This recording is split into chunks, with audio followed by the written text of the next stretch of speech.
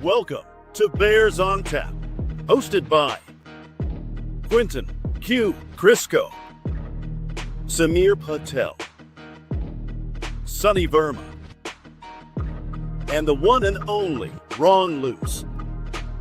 Bringing you all the news, analysis, and opinions on the charter franchise, Chicago Bears.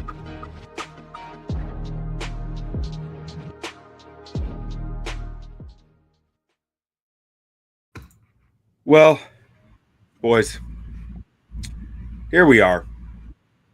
It's over. The fairy tale ended. We had our chances. The Bears had their moments in that game, down to the last minute, down and beyond the last minute, into overtime, but they couldn't quite overcome largely themselves, which almost is pseudo good feeling to me that they hung in there with the Super Bowl favorites, but it still stings because they could have won this one.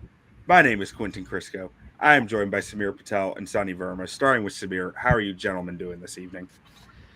Oh, what a roller coaster, huh? It's hard to believe that this is the end of the season, but that game was basically I feel like a lot of the Bears season in a microcosm of the ups and downs, the joys, the frustrations. It was everything, man. And like you said, Q, it was weird that they kind of got in their own way a little bit. It's a game of woulda, coulda, shouldas, and obviously this team will look a lot different next year.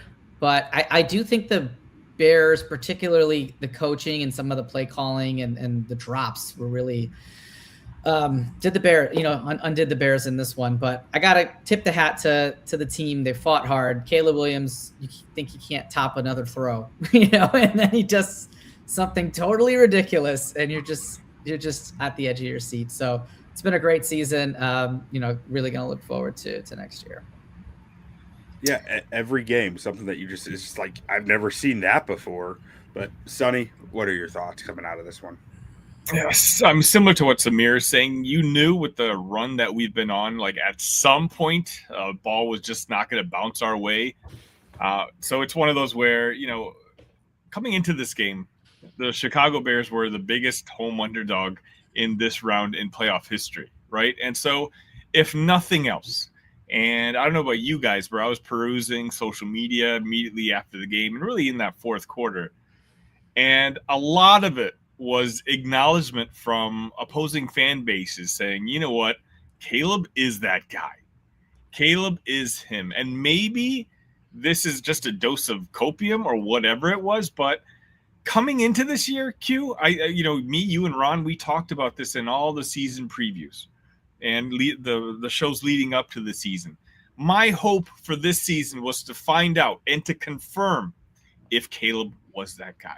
And now, after tonight, not only do I know that, I knew that, a couple of months ago at this point, but in a way, of course, I'm sad that the season is over, but I'm also, there's a smile on my face seeing that not just me that knows that Caleb is him, but the national narrative has become, hey, this kid is special. And again, to lose it that way, again, that spread was 4.5, at least when I last saw it right before the game, about 20 minutes before the game started. You weren't beaten down, right? You belonged on the same field as this Los Angeles Rams team. And as you said, a lot of the reasons we lost were self-inflicted. And we're going to talk about it later. I don't know if Ben had the best game himself either today. And you were still right there. You took them to overtime. And, it's just, I'm upset, but, it's one of those where I already can't wait till next season. Yeah, us as Bears fans, the Bears as a team, it's okay to be down, but you're not out. You're in for the first time in a long time. We are entering the offseason going, we are in this thing. It is time to be invested in what the Bears are doing throughout the whole offseason into each season coming forward, as long as Caleb Williams is their quarterback. I titled this episode, it's the end of the beginning, right? Because this is just year one. This is just the start. We got the glimpse of what Ben Johnson's offense is this year. not the full palette of it, just the start of it. And there's a lot to be excited about within that. But speaking of Ben Johnson, I mean, did you guys feel like there were some, Sunny, you got into it a little bit here, so I'll toss this to you first. There were some questionable moments from him in this game? I mean, I just think, and again, my mood might change after I rewatch this game, and I watched that, all 22. But everything I loved about Ben Johnson all season long, his aggressive nature, just trying to, he understands. I think he understood. The Rams are a really good football team, and so maybe field goals aren't going to beat the LA Rams, but at some point, when you just think of like if you had converted just one of those fourth down attempts to one field goal, this game might have been over. And so I just don't know. It's not just that, but on third down, if you're going to go for it on fourth down, maybe do a play action once or twice. Keep the Rams on their toes a little bit, because to me, I just don't think he was maybe too aggressive on the fourth downs and trying to go for it in the red zone, whereas opposed, I think he got way too conservative, thinking, hey, the running game is working, almost running the same play. I feel like I saw it 2 or 3 times, on third down, even though you knew on fourth down you were going to do the same thing. I can understand on fourth down. You want to give it to Swift or Monangai, whatever, but maybe you'd been doing the same thing all game long. Maybe at some point in the third quarter, try the play action, just see if you can get something else to work. I think that's where my frustrations with Ben came in today. Yeah, Samir, what did you think? I kind of agree with Sunny. I felt like the going for it on fourth down was aggressive, but the calls that he made were conservative. So it was like a conservative approach to an aggressive play style. And I'm always the first one that's guilty of like when he tries to do cute things and it's like 4th and 1 in other games. I'm like, just give it to Monangai. He'll get you a yard, right? I'm the first one yelling that at the TV. And he tried to do that a bunch of times. But after a little while, it's clear it wasn't working. I mean, Collinsworth even pointed out how often they were running towards Darnell right side.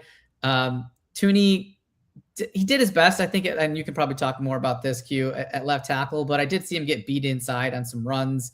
I don't know if that side held up nearly as well as they probably could have. Maybe that's part of it. But I do wish he puts the ball in Caleb's hands more, especially giving him the run pass option, because Caleb's got some wheels, man. And we saw that. And I'd love on 3rd and 1s, if you know you're going to go for it, just run a little boot, right? Give Caleb the option to toss it or to try to run and pick up the first. And then if you don't get it, now you can, try to pound it with Monangai in a formation that just haven't seen the play before. Yeah, I do wonder if we're going to get more read option stuff and RPOs within this offense next year, if that's on the table at all, because it is something that we've seen Caleb excel at in the past and just adds another variable to the Bears offense, something I would love to see some of today in those short yardage situations.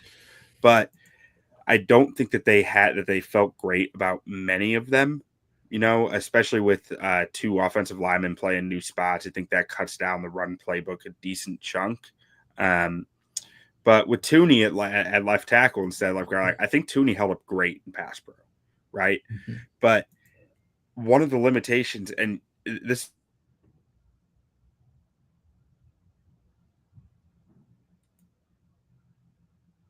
Did we lose Q? Is that just Q? Okay, I got cut out there. Okay, you're back. Sorry about that. No, you're good. I think. Yep. Well, I mean, I kind of agree though with what Q is probably trying to get at. Is the pass pro with Tooney seemed better than the run protection? Is that what you kind of saw too, Sonny? Yeah, for the most part, yeah. Like I didn't quite pay as much attention in the second half, but it was pretty much the only thing I was watching early in that first half. Q, you are back, just to let you know, but I'll finish my thought real quick. Once I saw that Tooney, and maybe I should have known this coming in, that he could hold his own, that no longer really became a concern of mine. It was one of those where I can finally, let's look elsewhere. And, he did his job. Like Ben Johnson had a really tough, difficult decision to make. He made it very early. They were very aggressive. Like it didn't seem like they wavered very much. And I think, reflecting on it, I don't think they made the wrong choice. So I'll get back to my point about Tooney. Hopefully I don't get cut out again this time as I'm talking about it. But with Tooney, I mean, right, shorter arms, like we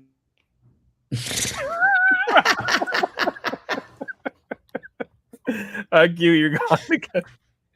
Q is basically the Bears' short yardage game, essentially. Yikes. He lines up for it, and it just is not executing the way he wants it to.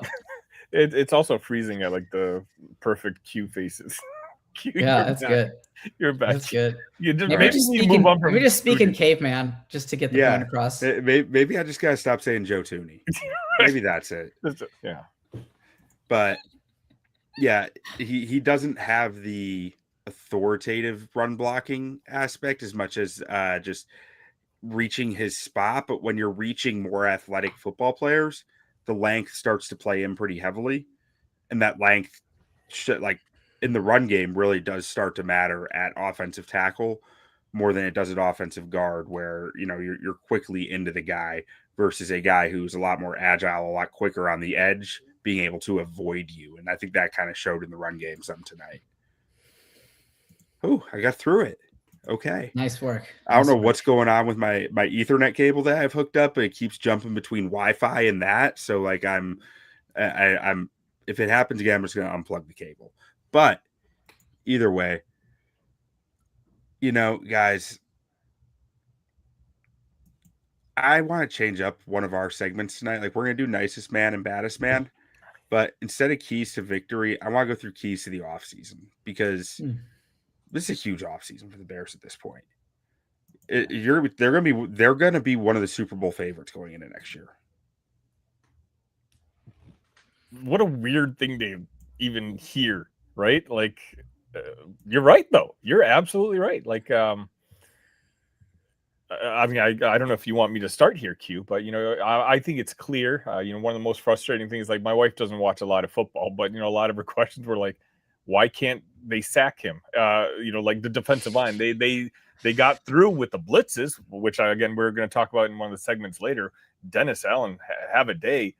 But, I think we spent so much of our resources on the offensive side this past offseason. I think it's nice that we kind of know what we need to go after, which is the other side of the line. And, I'm aggressive. Or I hope Ryan Poles has a plan. I know he does.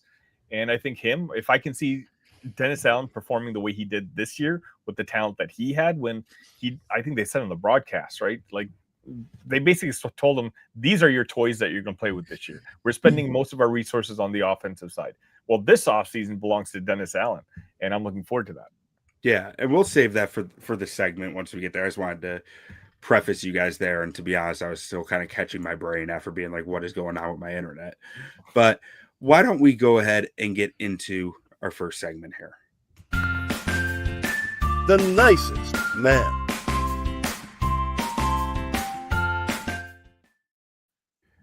All right, starting with Sunny. Who is the nicest man on the Chicago Bears in this game? The guy who, the Rams are going to take out for a beer later and say, like, you're my buddy. That was nice of you. Again, there's two guys I have in mind, but the one I'm just going to go with Ben.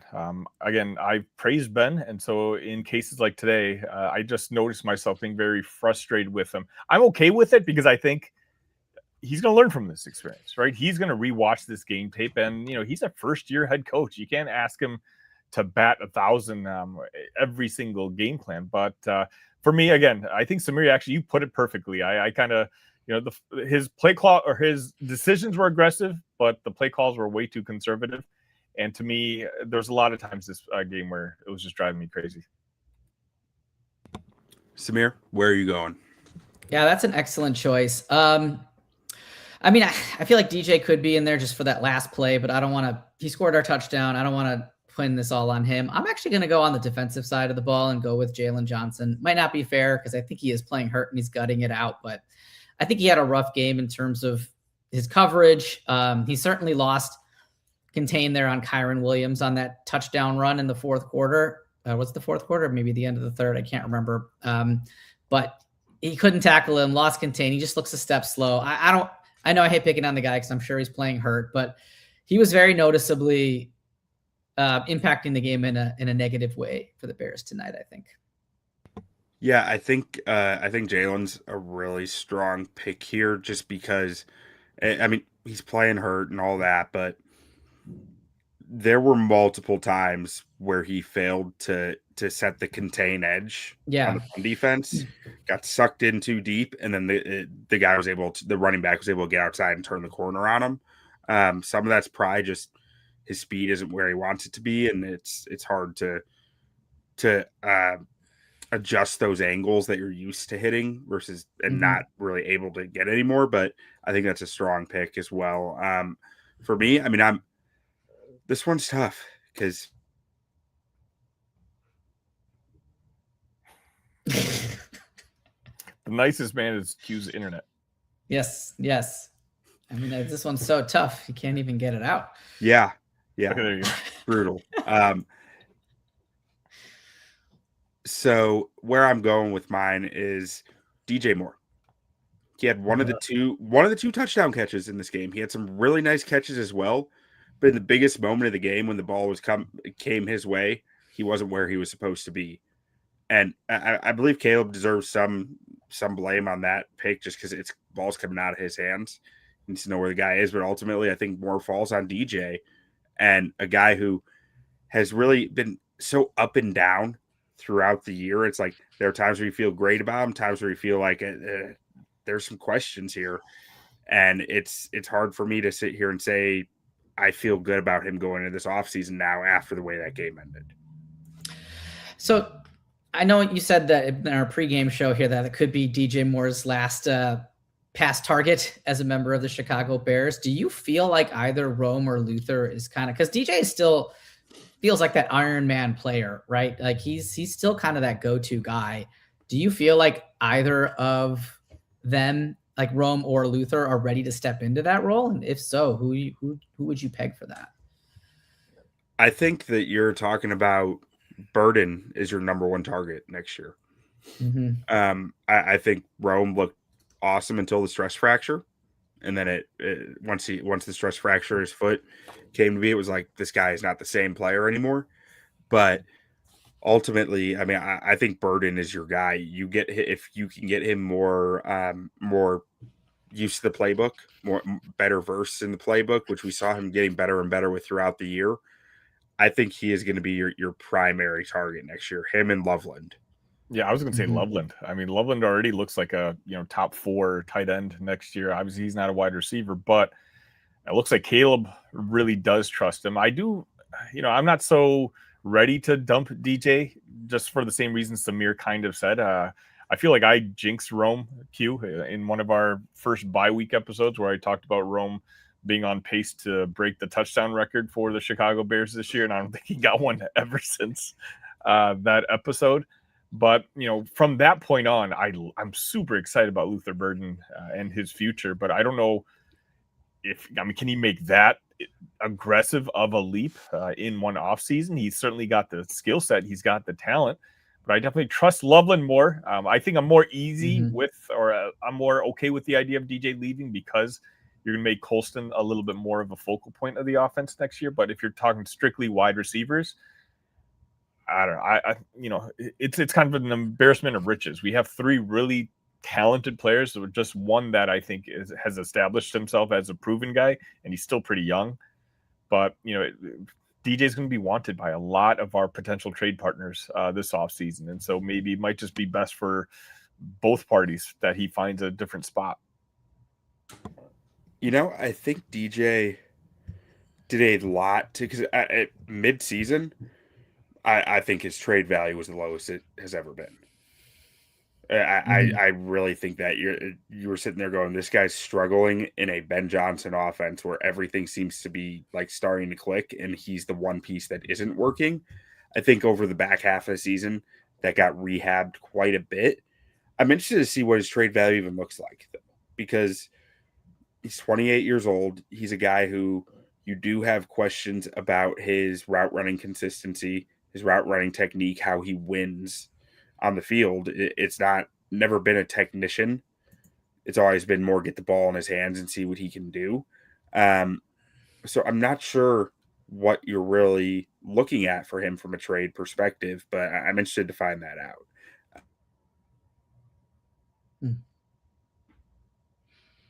I guess one thing that we can't overlook too is Jade Walker, right? Could step in and fill in as a 3 spot. He's been inactive unless one of those other 2 guys was hurt. So, even if you moved on from Moore, that kind of opens up the opportunity for Walker to kind of come in and show what he can do. And like, I'm not saying Walker can replace Moore, but he can at least, fill up that depth chart, right? If the 2 goes to the 1, the 3 goes to the 2, he can be your new 3. I think he's proven that at least. Hey, look, Q's back. Yeah, I just pulled my Ethernet cable, so I'm all Wi-Fi now. Hopefully that fixes it. This is almost as frustrating as watching the end of that game. But anyways, do you guys want to get to our next segment here? Let's do it. The baddest man.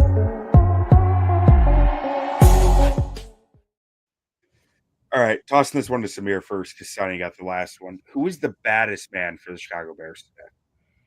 I mean, I'm going to go with, I could go with 18. I probably will just go with 18. Sunny, I'll have you think of somebody else.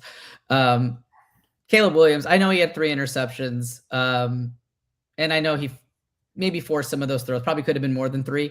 But man, when the game's on the line, like this dude just makes plays. And there's nobody I'd rather have, back there to cheer for.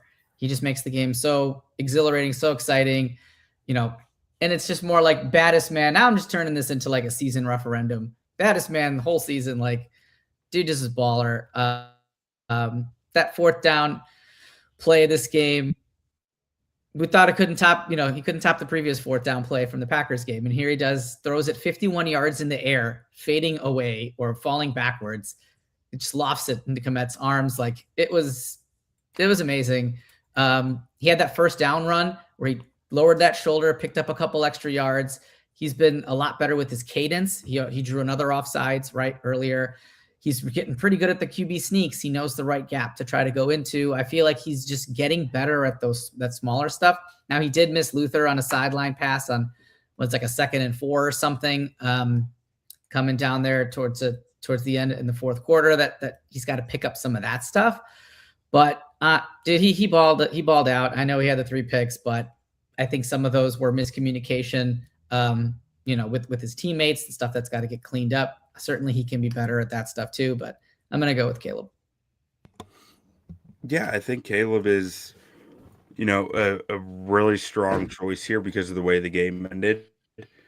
But I do have hesitancy in giving him this in my mind because it was very up and down this game. And, Sure.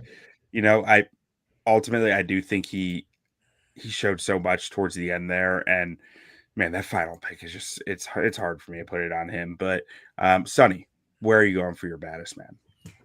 For me, it was just there was so much pressure on Darnell Wright today and that game plan that they put together. And he played so well that the TV crew couldn't stop talking about him. Mm-hmm. And I think Darnell, again, put their execution of that game plan is the reason that game was so close at the end. They put a lot of pressure on him. There's a lot of question marks on him coming into the season, but I think he's arguably, behind Caleb, I think one of the breakout names just because he was mentioned so often on the telecast today. Just for the great job the right side of that offensive line seemingly did. Again, Q and Ron, when you guys take a look at it on Tuesday, you might see something else. But, you're going to run the ball a lot in this sort of weather. You average, 4.1%, 4.1 yards per game.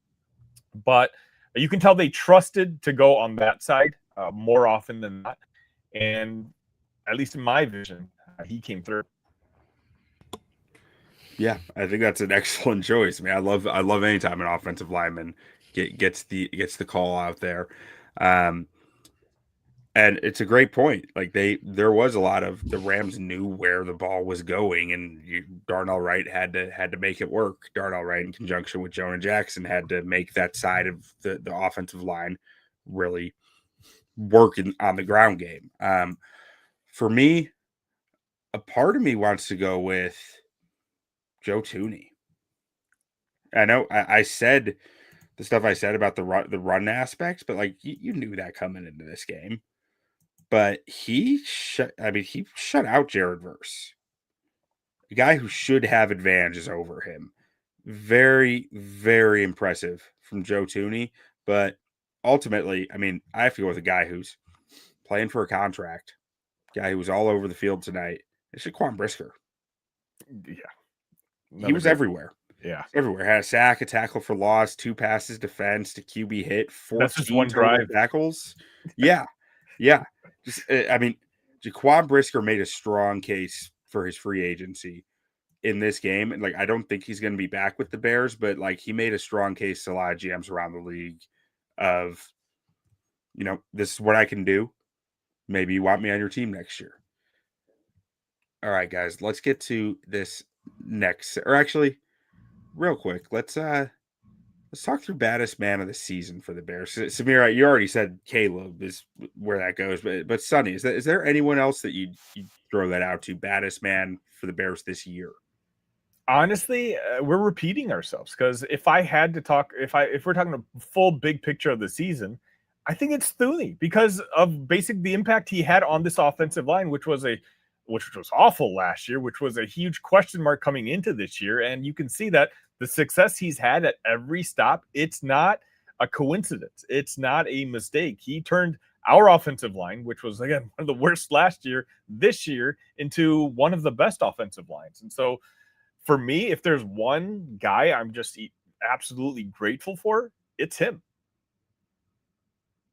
Yeah, I agree. I mean, I think Ben Johnson goes, I think Joe Thuney belongs there. Absolutely. The tone that he sets on the offensive line, the way that he, I talked this offseason to you plenty, Sonny, about the Bears need a veteran who comes in this room and demands respect and shows them this is what it takes to be a winning offensive line. And I wholeheartedly believe Joe Thuney did that this year. So I agree very strongly with that one. I'm gonna go with Colson Loveland. Sure. The Colson Loveland has put the NFL on alert over the second half of the season into the playoffs of this looks like the next great tight end in this league in an offense that is really going to highlight him. I'm very excited to see what the future holds for Colson Loveland here. But let's go ahead and get to our final segment here. Keys to victory.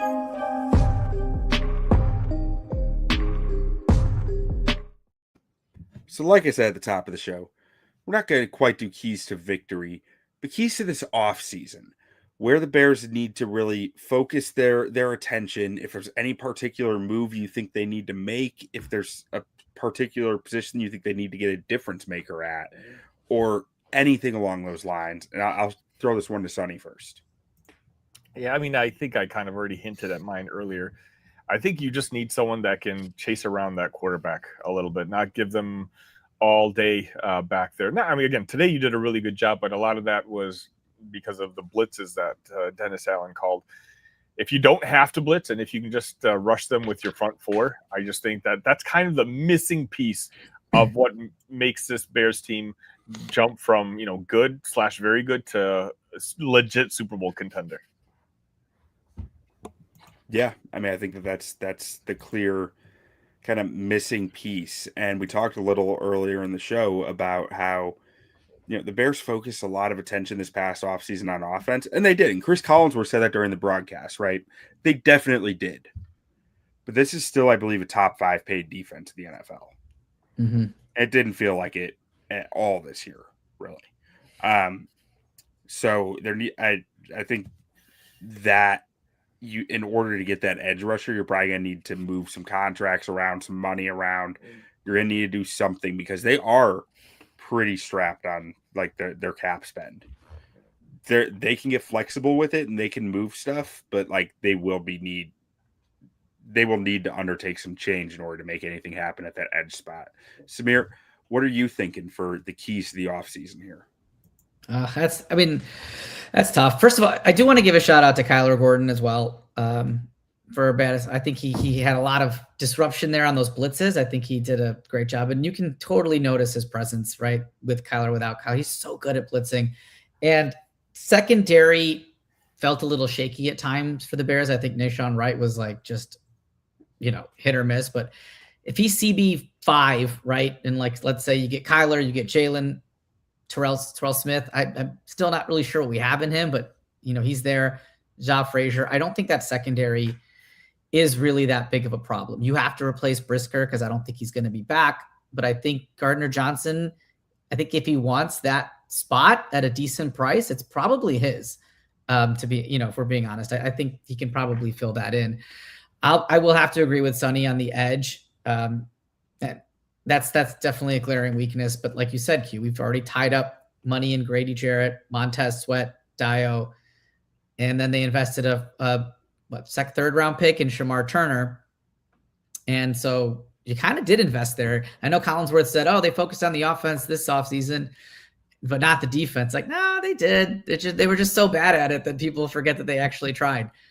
So they'll have to try again. And that's why it's going to be hard, I think, for Ryan Poles, because to swing a free agent like Crosby or Myles Garrett, now you're going to put $70 million into an edge position if you don't move off of Dio or Sweat.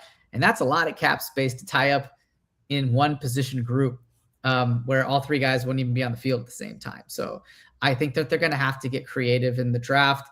I'd love for a Crosby. I just don't see it happening because of that. So. Yeah, and ultimately there's a really strong point that someone made to me recently about Dio, where like there's a good chance he doesn't play next year because of his injury. He ruptured his Achilles in the back half of the season. Like that is a full 12+ month recovery. I think you always need to look at this offseason like Dio doesn't exist. He's just taking up space in your salary cap, which is where that also gets really interesting with Tez. Like, I feel like Booker has shown enough where you can say Booker is one of our starting edge rushers. Moving Montez Sweat could start to make sense from that standpoint if you're getting a guy like Crosby. If he can be had, I think you need to get Max Crosby. It's as simple as that to me. If he can be had, you need to get him. Because right now, like, you have a 3-year window before you have to pay Caleb Williams market value. You need to capitalize on it. You need to try. You need to do everything you can to get this incredible talent we've watched throughout this playoffs, throughout the tail end of the season. This guy that you can never quit a game on. You need to get a difference maker on the other side of the football. Right now, they don't have a difference maker on the other side of the football. And there's only really one way to get that guy, and it's via trade, because those guys don't become free agents. Those guys are – a rookie isn't going to be that guy, most likely. I think that's the glaring key to this offseason. If you can get a premier edge rusher, you need to do it. And go ahead. No, you finish your thought. I was going to ask you about something else. And if that means you need to move on from Montez Sweat, yeah, so be it. Because he's a good football player. He's not the difference-making edge you need. What about left tackle? Do you think that's a need going in? Because Ozzy's injury, I read some things that it could be the whole year. And do they trust Theo or Braxton to be a starting left tackle going into the season? What do you think about left tackle as a need for the Bears next year? So that is my key. Like, that is where I was. Sorry, I stole your thunder. Oh, no, you're good. All right, go ahead. Beautiful transition. My key is to not be complacent at left tackle. If Ozzy didn't get hurt, I'd be much more okay going in next year. Maybe get a little competition behind him, but like, let him grow. Let him attack an off season of improving his athleticism and see where that takes you. Because I think it was manageable enough for a lot of this year. Because he got hurt, I can't expect real improvement from him next year. I can only expect him to be the same player we saw this year, which whenever you do get him back next year, I don't know if that's enough, So like, I don't think you can be complacent at left tackle. You need to try to attack it with obtaining a starter somehow there, in my mind. That's rough. I mean, two of the positions you're going to have to go after are edge and left tackle. Yeah. Two of the most cost-intensive positions out there anyway. It's not like teams are clamoring to get rid of talent at those positions either. It's a strong draft for those positions, though. We probably haven't started that analysis yet, Q. But I think, I don't know, edge and offensive linemen, I guess. I don't know about tackle specifically, but I think it's a good draft for those positions. I'm also not Not necessarily opposed to the idea of Darnell Wright at left tackle. It's a lot easier to find a right tackle than a left tackle. Darnell Wright has all the ability in the world. I don't have many. Like, you look at the athletic feats this guy can achieve. I think he'll be just fine moving to left tackle. That's just my opinion, which, is also like just an opinion. It's hard to. There's no real facts you can base that on. But to me, I look at the way that he grew this year under better coaching than he's ever had in his career, and I'm like, okay, this guy could play left if you need him to. And for him, he's coming up on a payday after next year. He might want to move to left tackle. He might say, hey, that can get me an extra 5-10 mil a year. Yeah, let's do it. Let's give it a try. I truly think that like if they're not married to Ozzie at left tackle, which I don't think they should be, I think that's truly the play this offseason still. You put Darnell Wright at left tackle, and then Ozzie can play right tackle next year if he's good, or you can bring in better competition for right tackle. They're just a lot easier to find on the market. So that's what I was going to ask you. So let's say they move Darnell to left tackle. Is there anybody we shouldn't count Ozzie? Let's just pretend he's not on the team next year, right? Similar to Dio. Between Theo and Braxton, do you feel comfortable with either of them starting the season as right tackle, or would you say we need a third-party person to come in? Well, I don't think Braxton's back because he's a free agent after this season. Okay. And I don't see them re-signing him. Yeah. Theo, I think you want Theo being a primary backup. Trying to catch passes? I don't love that. I don't love that. I didn't love that. Did not love that. But I think the staff loves Theo, and I think Theo offers a real upside to your roster of next year when you have UDFAs come in. All of them are looking at that and saying they will reward you on this roster for coming in and working your ass off.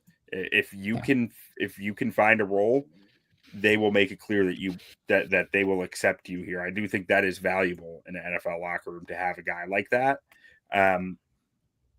who's essentially just a company guy at the end of the day because they gave him his shot. I think that breeds success within the UDFA market, the low draft pick market.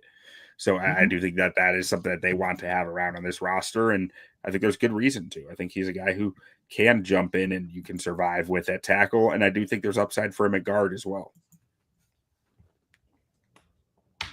But with all that being said, let's run through some of these comments here, which we appreciate you Bears fans in the comments. We are getting littered with salty Green Bay fans in here. Salty, so much salt. It's insane. I wonder if Packers podcasts get this level of vitriol on their playoff losses from Bears fans, but yeah, it's hysterical.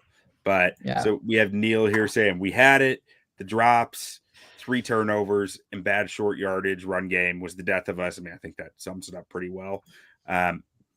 Eric in here, just run the freaking ball. Honestly, they're borderline field goal range already. You do wonder if they weren't trying to go pass downfield, if that might have changed things.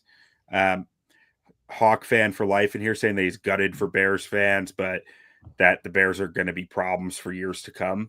Love to see that kind of respect coming in the comments.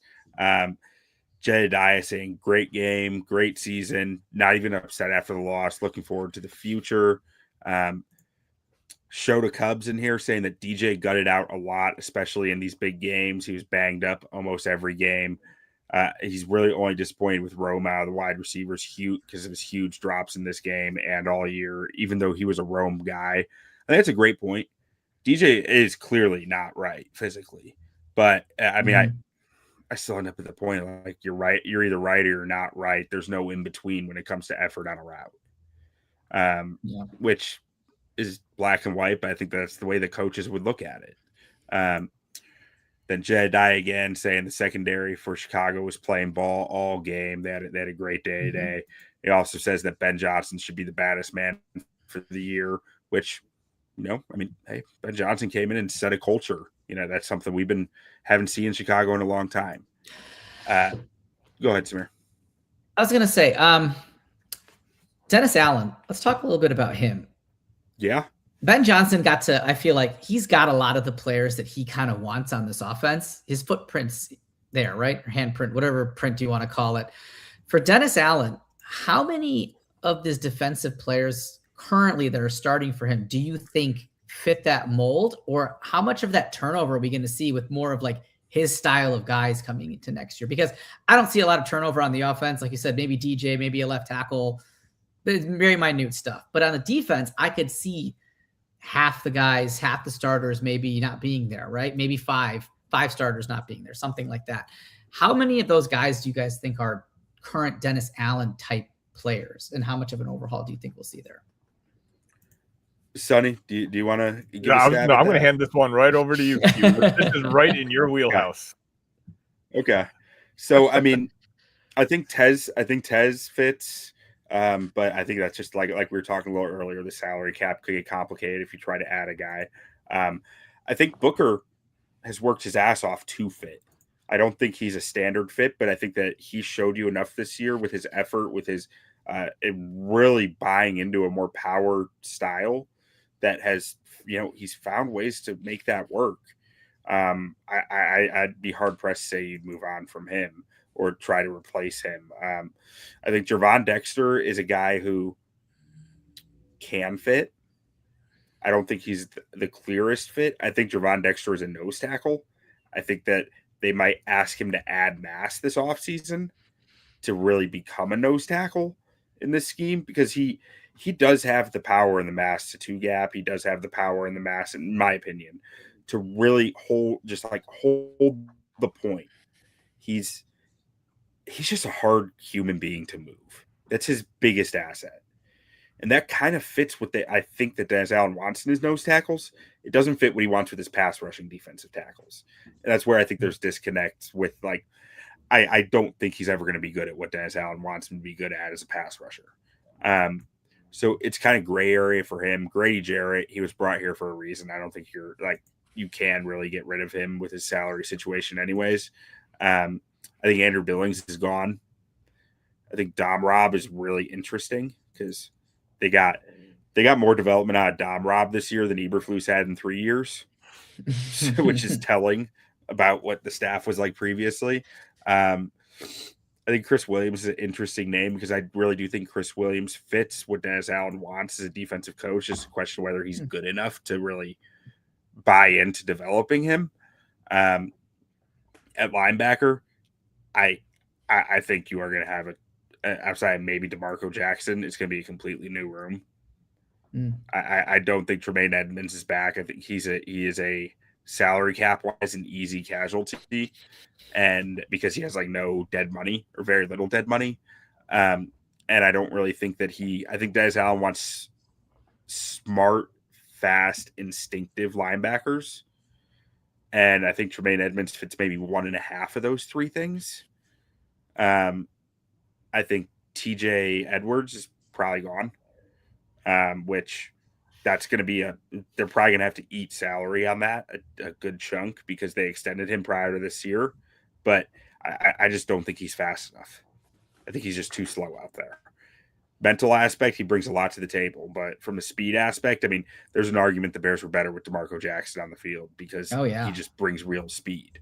So I think DeMarco Jackson, maybe Amen Agbogbemiga, just from a special team standpoint, he might be back, but I think you're seeing in the starting linebacker aspect, I think you're going to see a lot of turnover there. They did draft a linebacker in the 4th round who keeps being a healthy scratch, so I don't know what his future is. That's interesting. I really have no expectation for Hippolyte, but maybe an offseason NFL development will go a long way. You never know, but I'm not expecting much either. At corner, I mean, I think you're bringing Jalen Johnson back unless you use him as a trade chip, which I would think his trade value is probably pretty low right now. But at the same time, he's a 26-year-old former All-Pro corner. Those guys don't exactly grow on trees. I think you might be – he's never been a guy who, like, speed has never been his calling card. So that's where it gets tough with him, because 27, 28, like that is where you start to say, like, maybe he might lose a step in speed. I do think his speed issues this year were much more derived from injury than physical ability. But who am I to say that? That's just an assumption. I would assume that Nahshon Wright's gone in free agency. Tyreek Stevens is going to be really interesting, because I don't know how much they like him. It became hard to gauge how much they really feel like Tyreek can be a starter you can rely on, because he didn't play that much down the stretch. Kyler, I think you just paid Kyler. Kyler needs to be there, but I would expect them to draft a nickel corner, just because I don't know that you can count on Kyler after the year he had with how injured he was. So I would expect them to bring back CJ GJ, bring in a nickel in the draft, like mid to late round, because you can find late round nickels who are pretty successful in the NFL, and then just have kind of that. You can go to CJ if you need to. You can go to the rookie if you need to. But ideally, Kyler is your starter. I think that's the way you try to attack that. And that safety, I think Brisker's going to be gone. I would think you bring Byard back just because he's a strong leader, and he really hasn't fallen off. So he continues to make plays. And I would think that you're looking at a rookie safety, like CJ across from him, and you're probably trying to draft a safety somewhere as well. Yeah. To kind of just shore that up. I expect them to have a lot of defensive backs, though. Yeah. I mean, you're basically getting a new one in Frazier, too, because he didn't play at all. We don't know what their plan is for him. He's just an outside corner, or if they plan to transition him to safety. I don't know, because I'm not sure what they're going to do with him. I mean, I do think he is to a T, he is a Dennis Allen corner. Okay. Tall, long, he's got some speed, he is, but Nahshon Wright is a very clear Dennis Allen corner, right? He likes length and height, and guys who can run vertical, like that kind of fits what Frazier, Zay Frazier is as well. But I would expect them to bring in a few mid to late round defensive backs to try to compete this thing and close it out. And it'll be interesting to see how they think of Terrell Smith too, because Terrell Smith really wasn't a fit for Dennis Allen's scheme, in my opinion. But he's still on the roster, and he's still cheap. So I'm not sure what that's going to mean going forward. Shout out to Q for already being in off-season mode that quick. That was awesome, Q. He went through the whole defense. Well done, sir. No pause, nothing. Bravo. It never stops, Sonny. The brain never stops thinking about it. Let's see. One more comment here. Mock drafts didn't start in November for Bears fans this year. It's a good feeling, isn't it? It's nice. Yeah. But, gentlemen, any final thoughts on the Bears season, on their playoff run here, on the loss today that you want to put out there before we close this thing out? Not so much. I think I opened with my thought. Again, it's a bummer, and nobody is looking forward to not having a game to watch, next weekend. But the future's bright. And, again, Caleb did it for seemingly every single week. I get a text message for did you see that throw? That's the best throw I've ever seen. And then he follows it up the following week with another one. And so, now that we have this marriage between Ben and Caleb moving forward, I know we have flaws on this roster, but Ryan Poles had a really solid draft this past offseason. Maybe he can nail one more draft, and and if he does nail that one more draft, then we should be right back here next year. Well, hopefully a little more smiley, of course, and talking about another game that we've got to preview for the conference finals. But it's just nice that it's not hope as much anymore. Now I feel like, again, your title was perfect, marking the end of the beginning. I think moving forward, we can have an expectation of, hey, we're going to be good. How good are we going to be? And as a Bears fan, usually the last podcast of the season is more, as the gentleman in the comments said, looking forward to the draft. What can we do to make the playoffs next year? The playoffs is a baseline next year. We got to move on beyond that line of thinking now. Samir, any final thoughts? Yeah, I think it's nice to go into an off season with some continuity. Last couple off seasons, it's like, oh, okay, well, Getsy was the problem. Now we got a new coordinator. What does this guy look like, right? And then it's like, oh, Eberflus is gone. Now let's get a new coach. What does that look like? It's like, okay, we're not going to replace any coaches. We're basically bringing back the same offense. There's just continuity, and it's exciting to see. Like, okay, now we got year 2 of the same pieces in place. How's that going to be different, right? What are the tweaks we're going to make? Are we going to open up the playbook? Are they going to put more on his plate? Is the offense going to look different? What are we going to do? And that's exciting. Now they're talking about maybe Bears coaches could get poached after next year, right? Like that doesn't really happen to us that often. So that's another thing that means you're doing something well. So great season, exceeded my expectations. Like Sunny had mentioned, my goals here were, is Ben the right guy? Is Caleb the right guy? Because if you get those 2 things, everything else is easier to fix, and I think that they show that, yes, this is a good fit. And so I'm excited about next year. Yeah, I think for my final thought, there's some discussion in the comments about Dennis Allen, and I'm a huge Dennis Allen fan, right? My final takeaway from this is similar to something else that Jay and I threw in here of